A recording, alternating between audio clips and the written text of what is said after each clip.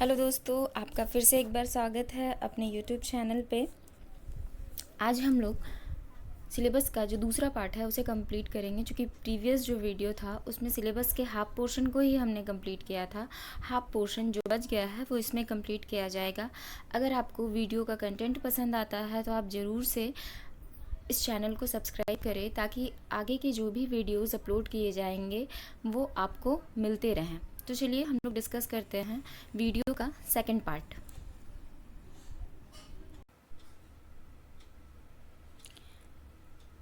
Trade and urbanisation हमें देखना है, ठीक है। ट्रेड एंड अर्बनाइजेशन के बाद गिल्ड बहुत ही इंपॉर्टेंट है, इससे रिलेटेड क्वेश्चन रहते हैं। श्रेणी, संघ, सार्थवा से रिलेटेड क्वेश्चन आ चुके हैं, तो हमें ये इंपॉर्टेंट है, ये देखना है हमें। फिर ब्राह्मणिकल रिलीजन्स के भी बहुत सारे यहाँ पर इमर्जेंस हमें देखने को मिलते हैं, जैसे वैष्णविज्म एंड सैविज्म, ये सारी चीज़ें हम देखेंगे। टेम्पल्स किस तरह से यहाँ पर उत्कर्ष हुआ उस काल में, टेम्पल आर्किटेक्चर को देखेंगे। रीजनल स्टाइल में किस तरह से इनका विस्तार हुआ है, ये सारी चीज़ें हम देखेंगे। भक्ति से रिलेटेड भी चीज़ों को हमें देखना है, इम्पॉर्टेंट है ये। भक्ति मूवमेंट काफ़ी इंपॉर्टेंट है, इसमें शंकरा, महादेवा एंड रामानुजाचार्य इनसे रिलेटेड रह चुकी। कुछ और भी भक्ति मूवमेंट के वक्त बहुत सारे विद्वान हुए हैं, उनके बारे में भी हमें देखना है। फिर वर्ना जाति सिस्टम, कास्ट सिस्टम, ये सारी चीज़ें हमें देखना है, ये भी इम्पॉर्टेंट है। वुमेन का क्या रोल था, समाज में उनकी क्या स्थिति थी, ये सारी चीज़ें हम देखेंगे। अनटचेबल जो लोग थे उनके साथ क्या कंडीशन था, ये सारी चीज़ों को हमें देखना है। एजुकेशन एंड एजुकेशनल इंस्टीट्यूशन भी देखना बहुत ही इंपॉर्टेंट है। अग्रहारास से रिलेटेड क्वेश्चन आ चुके हैं। मठ्स एंड महाविहारास, ये सारी चीज़ें हमें देखना है, जो कि सेंटर ऑफ एजुकेशन हुआ करते थे। उन सारी चीज़ों को देखना है। अलग अलग क्षेत्र में अलग अलग नामों से जाना जाता था, पिछले वर्षों में पूछे जा चुके हैं। कुछ पर्टिकुलर सेंटर ऑफ एजुकेशन जो होते हैं उनका नाम दे दिया गया है और उनकी विशेषता पूछ दी गई है, तो ये इम्पॉर्टेंट है। इन सारी चीज़ों को देखना है, तो जस्ट हम एक सरसरी निगाह से इन सभी चीज़ों को देख लें। फ्यूडल मॉडल भी देखना है हमें, वो सारी चीज़ें हम देख लेंगे। फिर यूनिट 6 आता है हमारा। यूनिट 6 में देख लें मेडिवल इंडियन हिस्ट्री देखेंगे। मीन्स मेडिवल इंडियन हिस्ट्री का जो पढ़ने का हमारे पास क्या क्या स्रोत है, कौन कौन से आर्कियोलॉजिकल सोर्सेज है, कौन कौन से लिटरेरी सोर्सेज है। बेसिकली लिटरेरी सोर्सेज हमें देखना होगा। लिटरेरी सोर्सेज से रिलेटेड क्वेश्चन रहते हैं, बहुत सारे राइटर्स के क्वेश्चन हैं। जैसे क्वेश्चन आ सकता है कि फिरोज शाह ने कौन सी पुस्तक लिखी, अलबरूनी की लिखित पुस्तक कौन सी है, ये सारी चीज़ें हम देखते हैं। फिर से पॉलिटिकल डेवलपमेंट देखना है। दिल्ली सल्तनत में किस तरह से इनका कंसोलिडेशन हुआ, ये किस तरह से यहाँ पर अरबों के आक्रमण के बाद गोरी, गजनवी ये एकाएक यहाँ पर आए, और एट लास्ट सल्तनत पीरियड में हम देखते हैं कि कुतुबुद्दीन ऐबक ने किस तरह से यहाँ पर दिल्ली सल्तनत की नींव रखी। लेकिन वास्तविक निर्माणकर्ता या दिल्ली सल्तनत का निर्माता हम उसे इल्तुतमिश को मानते हैं। तो ये सारी चीज़ें हमें देखना है, यानी पूरा का पूरा सल्तनत पीरियड हमें देखना है, उनके प्रशासन, उनकी आर्थिक नीतियाँ, ये सारी चीज़ें हम देखेंगे। इसके साथ साथ फिर जो मुगल्स हैं, मुगल्स के बारे में भी हमें देखना है। सल्तनत पीरियड हो गया, मुगल हो गया, फिर लेटर मुगल्स भी हम देखेंगे। और इसी वक्त साथ में जो दक्षिण भारत में कुछ महानगर या जो साम्राज्य थे, वो जो उनका जो उदय हुआ था वो काफ़ी इंपॉर्टेंट है। जैसे विजयनगर, विजयनगर से रिलेटेड क्वेश्चन रहते हैं। विजयनगर अपने आप में एक बहुत ही इंपॉर्टेंट टॉपिक है, विजयनगर को हम ध्यान से देखेंगे। उसके बाद हम थोड़ा सा प्री मॉडर्न फेज़ में आ जाते हैं, और लेटर मुग़ल पीरियड में मराठास का उदय, कि किस तरह से मराठा का उदय हुआ, मुग़लों के साथ उनकी झड़प हुई, फिर आगे चलकर यूरोपियंस के साथ हुआ। ये सारी चीज़ें मराठा से रिलेटेड भी हम देखेंगे। मराठा से रिलेटेड बहुत सारे जो उनके पेशवा हुए, पेशवा का इतिहास हमें देखना होगा। पेशवा के इतिहास से रिलेटेड क्वेश्चन रहता है। बालाजी बाजीराव, बालाजी विश्वनाथ, ये सब से related question previous year question में आ चुके हैं। एडमिनिस्ट्रेशन, इकॉनमी, ये सारी चीज़ें हमें देखनी है। ओवरऑल हमें एंशियंट, मेडिवल, मॉडर्न, ये सभी चीज़ें देखनी है। एक बार आप इसे सरसरी निगाह से देख लें, फिर आगे हम नेक्स्ट देख लेंगे। जो एक लास्ट का टॉपिक बचता है वो हमारा होता है, वो चूँकि बहुत ही इंपॉर्टेंट है और वो न्यू ऐड है। बाकी बात ये सारी चीज़ें एंशियंट, मेडिवल, मॉडर्न से ही रिलेटेड है। जैसे ये देख लीजिए, सूफीज़ से रिलेटेड टर्म जो होते हैं उन पे क्वेश्चन रहता है। जैसे खानकाह क्या है, समा क्या है, ऐसे क्वेश्चन आ चुके हैं। भक्ति मूवमेंट हम देखते हैं कि जैसे नैनार अलवार संत भी हम देखेंगे कि कौन से वेस्टर्निज्म को मानते थे, कौन से सेविज्म को मानते थे। ठीक है, ये सारी चीज़ें हम देखेंगे। The saint of medieval period, medieval period में बहुत सारे संत फ़कीर हुए, उनके बारे में भी हमें देखना है।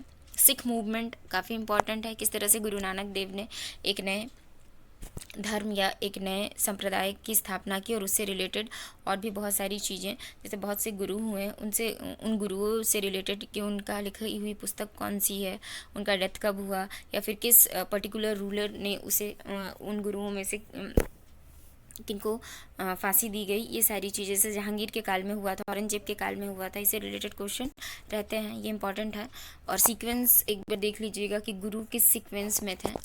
पोजीशन ऑफ वुमेन हमें देखना है, ये सारी चीज़ें। Development of education centre, education curriculum, Madrasa education, ये बेसिकली मेडिवल जो अप्रोच था एजुकेशन को लेकर, उन सब चीज़ों को यहाँ पर दिखाया गया। फाइन आर्ट्स हमें देखना है कि फाइन आर्ट्स में क्या क्या चीज़ें थी, पेंटिंग कैसा था, मुगल बहुत सारी घराने हुआ करते थे। ठीक है, जैसे राजस्थानी, पहाड़ी, घरवाली। डेवलपमेंट ऑफ म्यूज़िक भी हमें देखना है, और किस रूलर के समय पर म्यूज़िक का डेवलपमेंट कम हो गया, या किस रूलर के टाइम पर इसे ज़्यादा संरक्षण मिला, इसका विस्तार हुआ, इन सारी चीज़ों को हम देखेंगे। Art and architecture means art and architecture हमें हर काल का देखना है, चाहे वो एंशियंट का हो, चाहे वो मेडिवल का हो, चाहे वो मॉडर्न का हो। जैसे इंडो इस्लामिक आर्किटेक्चर काफ़ी इंपॉर्टेंट है। इंडो इस्लामिक आर्किटेक्चर की क्या चेंजेस इनमें आए, या किन दो शैलियों को जोड़ा गया, और इन शैलियों को जब ये जुड़े, ये इंडो इस्लामिक बने, तो क्या विशेषताएँ इन भवनों या इमारतों की थी जो इंडो इस्लामिक शैली में बने थे। ये सारी चीज़ें हमें देखने हैं। उसके बाद हम यूनिट 6 में आ जाते हैं, sources of modern Indian history. यहाँ से स्टार्ट होता है हमारा मॉडर्न इंडियन हिस्ट्री। बहुत ही इंपॉर्टेंट है modern Indian history. Modern Indian history से क्वेश्चन का पोर्शन भी ज़्यादा रहता है, लेकिन कुछ ईयर्स में ऐसा भी हुआ है कि इससे कुछ कम प्रोपोर्शन में क्वेश्चन आए हैं। तो हमें ऐसा कुछ भी नहीं सोचना है, हमें हर सेगमेंट जो है सिलेबस का, सारे सेगमेंट पर हमें अच्छे से तैयारी करनी है, तो ये ध्यान रखिए। नेक्स्ट हम देख लें कि मॉडर्न इंडियन हिस्ट्री में क्या हमें देखना है। नॉर्मली इसमें भी हम सबसे पहले जो मॉडर्न इंडियन हिस्ट्री के सोर्सेज है, अर्थात मॉडर्न इंडियन हिस्ट्री को जानने और समझने के लिए जो जो चीज़ों की आवश्यकता होती है, उन सारी चीज़ों को हम देखेंगे। बेसिकली हमें मॉडर्न इंडियन हिस्ट्री का, और अगर हम क्लोनियल रूल पर ध्यान दें तो हमें कंटेम्प्रेरी बहुत सारे सोर्सेज मिल जाते हैं। उन सारी चीज़ों के द्वारा हम इस काल के इतिहास को आसानी से समझ सकते हैं, जान सकते हैं। तो सोर्सेज में ये आ गए, मॉडर्न इंडियन हिस्ट्री के सोर्सेज में बहुत सारे सोर्सेज हैं। आर्काइवल मटेरियल्स वही हो गए जो हमारे उस वक्त के कंटेम्प्रेरी सोर्सेज थे। आर्काइव्स में बहुत सारी चीज़ें अभी भी रखी गई है रिकॉर्ड्स के रूप में, ये सारी चीज़ें हम देखेंगे। फिर ब्रिटिश पावर बहुत ही important, rise of British power हमें देखना है कि किस प्रकार से यूरोपियन आए। यूरोपियन में बहुत सारे यूरोपियंस थे, बेसिकली 4-5 थे, जिनमें से अंततः ब्रिटिश जो थे वो सक्सीड कर गए यहाँ पर रहने में, और यहाँ पर उन्होंने अपनी सत्ता स्थापित कर ली। उसके बाद हम ब्रिटिश की स्थापना के बाद जो यहाँ के प्रिंसिपल इंडियन स्टेट्स थे, जो कि काफ़ी शक्तिशाली थे और वो अपना स्वतंत्र शासन कर रहे थे, जो आगे चलकर ब्रिटिश सरकारों ने उस पर अधिकार कर लिया या उसका विलय कर लिया, और किस तरह से फिर वहाँ से आंदोलन का एक प्रक्रिया शुरू होता है, वो हम देखेंगे। ये बहुत ही इंपॉर्टेंट जो प्रिंसिपल इंडियन स्टेट थे, उनमें बंगाल, अवध, हैदराबाद, मैसूर, कर्नाटक और पंजाब थे। एक एक करके सबको मिला लिया गया, जिसकी शुरुआत तो चूँकि हम बंगाल से ही देखते हैं, क्योंकि अंग्रेजी शासन की जो नींव है वो बंगाल से ही पड़ती है, प्लासी और बक्सर के बाद से।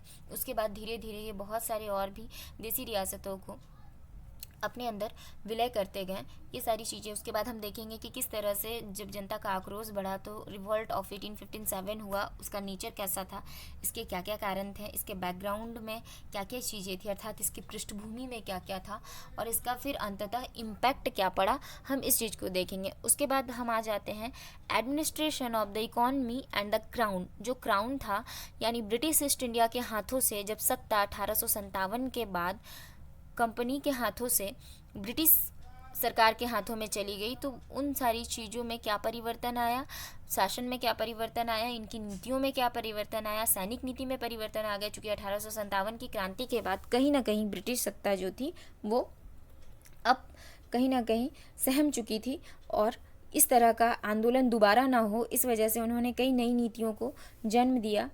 किस तरह से सर्वोपरि या सर्वसत्ताधारी बन गया, पैरामाउंट सी उन्हें मिल गया, सिविल सर्विसेज में क्या क्या चेंजेस आए या उसका क्या स्वरूप था, क्या विशेषताएं थी, ये सारी चीज़ें हम एक एक करके देखेंगे। जो लोकल सेल्फ गवर्नमेंट है बहुत इंपॉर्टेंट है, इससे रिलेटेड क्वेश्चन रहते हैं। लोकल सेल्फ गवर्नमेंट की विशेषता किसकी देन है, वो सारी चीज़ें। और एक इम्पॉर्टेंट ये जो टॉपिक है कॉन्स्टिट्यूशनल चेंज 1909 टू 1935, एकाएक बहुत सारे एक्ट्स लाए गए हैं इस वक्त 1909 से 1935 के बीच। आपको उसे एक्यूरेटली पढ़ना है क्योंकि ये एक्ट हैं, एक्ट के बहुत सारे प्रावधान हैं और प्रावधान से रिलेटेड ही क्वेश्चन रहते हैं। और हर एक्ट की अपनी एक विशेषता है, बहुत सारे प्रावधान होते हैं लेकिन उनमें से एक प्रावधान उनका सबसे टॉप होता है और उसी प्रावधान के नाम से भी कभी कभी वो जाने जाते हैं। तो इन सारे प्रावधानों को जो इनमें लिखे गए हैं इन एक्ट्स में, उन्हें हमें अच्छे से पढ़ना है क्योंकि हम उसे चेंज नहीं कर सकते हैं, वो एक नियम या लॉ के रूप में था। तो हम उसे अच्छे से देखेंगे सभी एक्ट को जो कि 1909 से 1935 में लाए गए। उसके बाद हम देख लें यूनिट 8 में colonial economy, changing composition, volume and direction of trade. किस तरह से क्लोनियल इकॉनमी में बहुत सारी चीज़ों में बदलाव आया और जो ट्रेड था उसका डायरेक्शन और उसका जो वॉल्यूम था, उसका जो परिमाण था या आयतन जो था, उसमें किस तरह का परिवर्तन हुआ, कहीं ना कहीं शिफ्ट हुआ है। कॉलोनियल इकॉनमी वो पहले ट्रेड के रूप में थे, फिर ट्रेड से उनका जो था वो रुख कहीं और बढ़ गया और फिर एट लास्ट वो पॉलिटिकल पावर बनकर रह गए यहाँ के। Expansion and commercialisation of agriculture बहुत ही इंपॉर्टेंट पॉइंट। किस तरह से यहाँ की जो कृषि व्यवस्था था उसका दोहन किया गया, यहाँ के कृषकों का दोहन किया गया और बहुत सारे लैंड सेटलमेंट लाए गए, लैंड राइट्स लाए गए। जो पौराणिक सेटलमेंट चलते आ रहे थे उसमें बहुत बड़ा परिवर्तन लाया गया, जिसके चलते जो रूरल इंडेप्टनेस है यानी जो ग्रामीण ऋणग्रस्तता है वो किस तरह से बढ़ी, यानी ग्रामीण लोग किस तरह से ऋण में डूब गए, कर्ज में डूब गए। जो कृषक थे वो अब लैंडलेस लेबरर बन गए, या लैंडलेस लेबरर की क्या स्थिति थी, कितने प्रकार थे, इरिगेशन किस तरह का था, इरिगेशन पर क्या टैक्स था, या फिर बाढ़ के समय में, सूखे के समय में क्या क्या नीतियों को अपनाया गया था, ये सारी चीज़ें हम देखेंगे। डिक्लाइन ऑफ इंडस्ट्रीज़, यहाँ का जो इंडस्ट्री था, यहाँ का जो कुटीर उद्योग था, यहाँ के जो कारीगर वर्ग थे, यहाँ का जो देसी उद्योग था, उस तरह से उन उद्योगों में किस तरह से डिक्लाइन आया या उनका किस तरह से पतन कर दिया गया। यहाँ की जो वेल्थ था या यहाँ के जो पैसे थे उसका किस तरह से ड्रेनेज हुआ, जो कि दादा भाई नौरोजी द्वारा दिया गया था कि इकोनॉमिक ड्रेन या ड्रेन ऑफ वेल्थ की थ्योरी उन्होंने दी थी। वर्ल्ड वॉर के समय में यहाँ की इकोनॉमी में क्या चेंजेस आया, क्या पॉजिटिव चीज़ें हुई वर्ल्ड वॉर फर्स्ट के टाइम पर, क्या नेगेटिव चीज़ें हुई, वो सारी चीज़ें हम देखेंगे। ब्रिटिश इंडस्ट्रियल पॉलिसी हमें देखना है कि उनकी इंडस्ट्री की पॉलिसी क्या थी, मेजर मॉडर्न इंडस्ट्रीज़ उन्होंने क्या क्या लगाए, nature of factory legislation, labour and trade union movements. बहुत सारे जब इंग्लैंड में औद्योगिक क्रांति हुई तो यहाँ पर बहुत सारी कंपनीज़ इंग्लैंड के द्वारा लगाए गए या फिर ब्रिटिश के द्वारा लगाए गए अपने मुनाफे के लिए। किस तरह से उनका जो लॉ रूल एंड रेगुलेशन था उनके कंपनी के अंदर वो दिखाया गया है, और कौन कौन सी चीज़ें थी जो यहाँ के मजदूर वर्ग को सप्रेस करने के लिए किया गया था और वो खुद का मुनाफा कमा रहे थे। कम्युनिकेशन के क्षेत्र में भी बहुत सारी चीज़ों में बदलाव लाया गया। बैंकिंग सिस्टम जो थी, मॉनेटरी पॉलिसी यानी धन से रिलेटेड जो नीति नियम थे, मॉनेटरी पॉलिसी, वो सब में क्या परिवर्तन आया या क्या नई नीतियाँ लाई गई। रेलवेज़ के आने के बाद क्या इम्पैक्ट पड़ा इंडिया पर या वहाँ के रूलर पर, ब्रिटिश कंपनी पर, ब्रिटिश कंपनी को क्या फ़ायदा हुआ, इंडिया को क्या फ़ायदे और नुकसान हुए रेलवेज से, ये सारी चीज़ें हम देखेंगे। Growth of new urban centres, चूँकि जो भी शहरी व्यवस्था थी अंग्रेज़ों से आने से पहले वो चेंज हो गया और अब नई शहरी व्यवस्था का विकास हुआ। नए जो शहर थे वो अब सामने उभर कर आने लगे, जिनमें कोलकाता, दैट मीन्स उस वक्त कैलकाटा, बॉम्बे और मद्रास, ये सारी इनकी सारी चीज़ों की अब हम चेन्नई बोलते हैं, ये नए स्टेट के रूप में, एक नई सिटीज़ के रूप में उभर कर सामने आ रहे थे, क्योंकि ये व्यापार का केंद्र बन गया था और कॉलोनी का ये एक इम्पॉर्टेंट क्षेत्र भी था।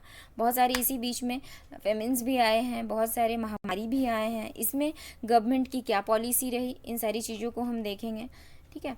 और अंग्रेज़ों के द्वारा जो टाउन प्लानिंग था या आर्किटेक्चर था वो किस तरह से मुगलों से थोड़ा सा भिन्न था, यानी मिडिवल जो आर्किटेक्चर एंड टाउन प्लानिंग था वो थोड़े कंजेस्टेड हुआ करते थे, लेकिन अंग्रेज़ों ने किस तरह से साफ़ सुथरे और कम कंजस्टेड वाले एरिया अपने लिए उन्होंने क्रिएट किया। ये सारी चीज़ों को हम देखेंगे। एनसीईआरटी की बुक में बहुत ही अच्छे से समझाया गया है। अगर आप 12th की एनसीईआरटी को पढ़ते हैं तो ये सारी चीज़ें बहुत ही क्लियर कंसेप्ट आपका आ जाएगा। आप पढ़ सकते हैं उस बुक को। क्लास 12th की एनसीईआरटी मॉडर्न इंडिया का जो पोर्शन है पार्ट 3, आप उसे ज़रूर देखें एक बार, बेसिक क्लियर को कंसेप्ट करने के लिए। फिर famines, epidemics and government policy, ये तो हो गया। बहुत सारे ट्राइबल एंड पीजेंट मूवमेंट हुए चूँकि अंग्रेज़ों की नीतियों ने, अंग्रेज़ों की जो औपनिवेशिक या जो उसकी आर्थिक नीतियाँ थी उसने ट्राइबल एंड पीजेंट्स के लाइफ में बहुत सारे परिवर्तन ला दिए हैं, जिस वजह से ट्राइबल एंड पीजेंट्स ने एकाएक कई मूवमेंट किए।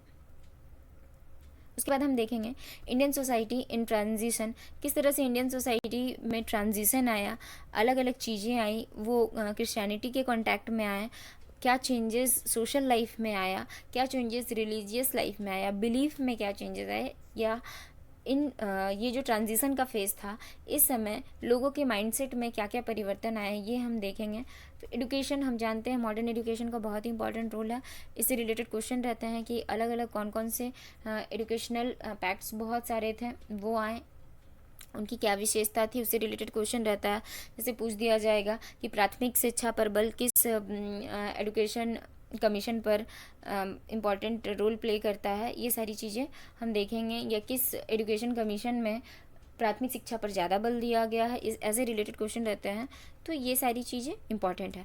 अब इंडियन रेनेसा, ये बहुत इंपॉर्टेंट है। सोशल रिलीजियस रिफॉर्म्स जो हुए थे बंगाल से ही स्टार्ट होता है, राजा राम मोहन रॉय से, और आगे चलकर भी कई और भी बहुत सारे रिफॉर्म्स हुए हैं। उनसे रिलेटेड क्वेश्चन रहेंगे कि क्या क्या हमारी जो सामाजिक धार्मिक परिवर्तन आए हमारे जीवन में, उसका क्या महत्व था, किस तरह से वो परिवर्तन आए, और उस परिवर्तन को लाने के लिए किन किन चैलेंजेस का सामना करना पड़ा, ये सारी चीज़ें हम देखेंगे।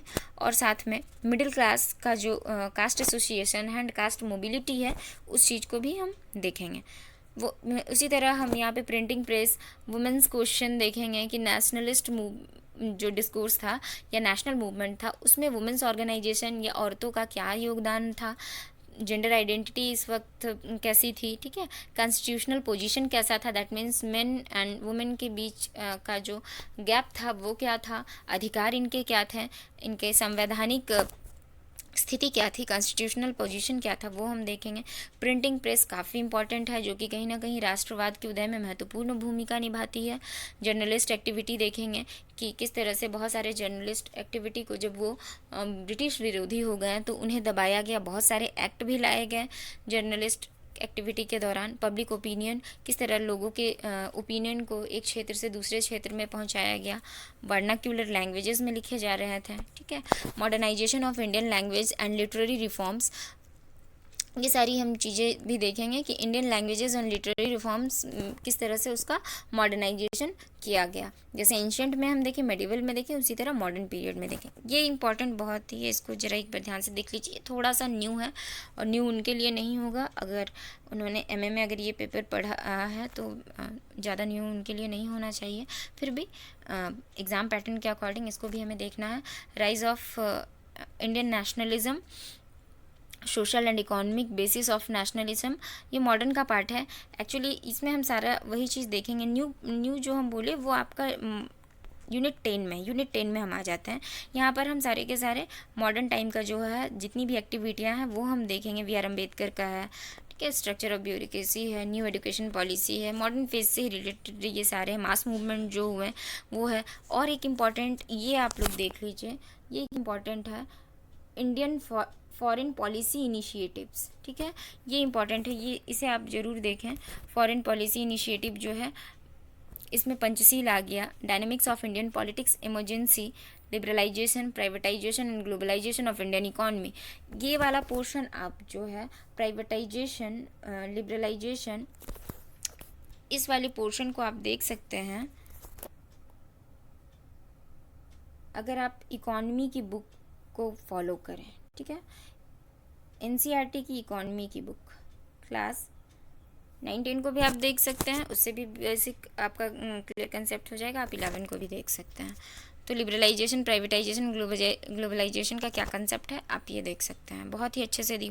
हाँ, ये एक न्यू चैप्टर है यूनिट 10, ये इंपॉर्टेंट है, इस पर हम देख लें।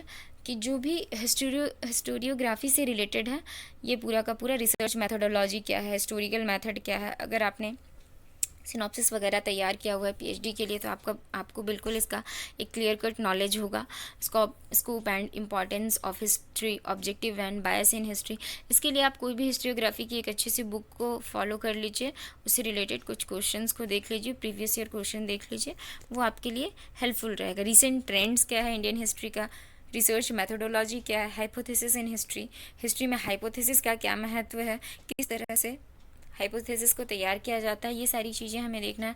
प्रपोज्ड रिसर्च एरिया क्या है, ठीक है, सोर्सेज क्या है, किस तरह से अगर हम हिस्ट्री लिख रहे हैं, कोई बुक लिख रहे हैं या किसी भी चीज़ पर रिसर्च कर रहे हैं, तो डाटा कलेक्शन कैसा होगा, प्राइमरी सेकेंडरी डाटा होते हैं, ओरिजिनल एंड ट्रांजिस्ट सोर्सेज होते हैं, वो सारी चीज़ें हमें देखना है। ट्रेंड्स इन हिस्टोरिकल रिसर्च, अभी जो बहुत सारी हिस्ट्री से रिलेटेड रिसर्च जो चल रहा है उसका ट्रेंड क्या है, हमें वो देखने और समझने की ज़रूरत है।